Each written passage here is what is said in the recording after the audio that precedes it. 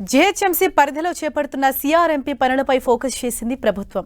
సిటీలోని ప్రధాన రోడ్లతో పాటు వివిధ ప్రాంతాల్లో 811 కిలోమీటర్ల రోడ్లను ప్రైవేట్ ఏజెన్సీలకు అప్పగించింది గత సర్కార్. అయితే రోడ్ల నిర్వహణలో లోపాలు జరిగాయని, పనులు చేయకపోయినా బిల్లులు చెల్లించినట్లు గుర్తించింది ప్రభుత్వం. ఈ క్రమంలో 5 ఏళ్లలో జరిగిన సీఆర్ఎంపీ పనులు, చేసిన చెల్లింపులపై విచారణకు సిద్ధమైంది.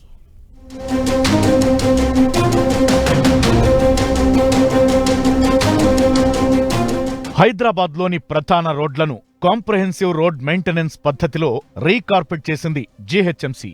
మొత్తం 811 కిలోమీటర్ల రోడ్ల నిర్వహణ బాధ్యతను 5 ఏళ్ల పాటు ప్రైవేట్ ఏజెన్సీలకు అప్పగించింది. ఈ క్రమంలోనే గ్రేటర్ పరిధిలోని 6 జోన్లలో 5 సంస్థలు పనులు నిర్వహిస్తున్నాయి. వాటి నిర్వహణకు సంవత్సరానికి 400 కోట్ల రూపాయల చొప్పున 2000 కోట్ల వరకు ఖర్చు చేయాలని నిర్ణయించింది. ఇప్పటి వరకు 4 ఏళ్లకు చెందిన డబ్బులు మొత్తం అధికారులు చెల్లించారు. అయితే చాలా ప్రాంతాల్లో రోడ్ల నిర్వహణ విషయంలో అగ్రిమెంట్ ప్రకారం పనులు జరగలేదని గుర్తించారు. ఆయా ప్రాంతాల్లో ఏజెన్సీలు చేసిన పనులు, ప్రస్తుతం ఆ రోడ్ల పరిస్థితి ఏంటనే అంశంపై వివరాలు సేకరిస్తోంది ప్రభుత్వం.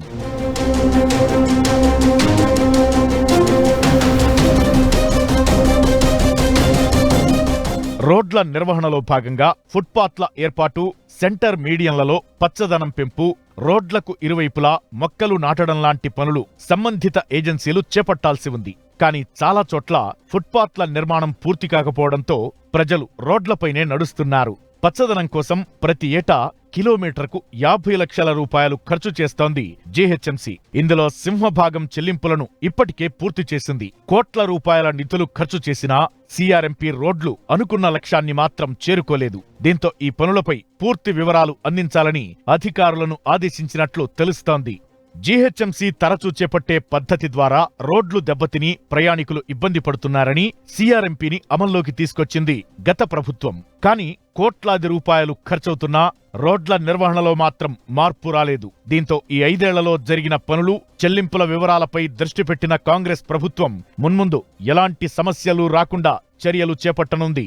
ఇదే సమయంలో జీహెచ్ఎంసీలో స్వీపింగ్ మెషిన్ల వినియోగం, కార్మికులతో ప్రధాన రోడ్లు శుభ్రం చేయించడం, ఫుట్పాత్ల నిర్వహణ, శానిటేషన్ వంటి అంశాలపై కూడా ఫోకస్ చేసింది ప్రభుత్వం.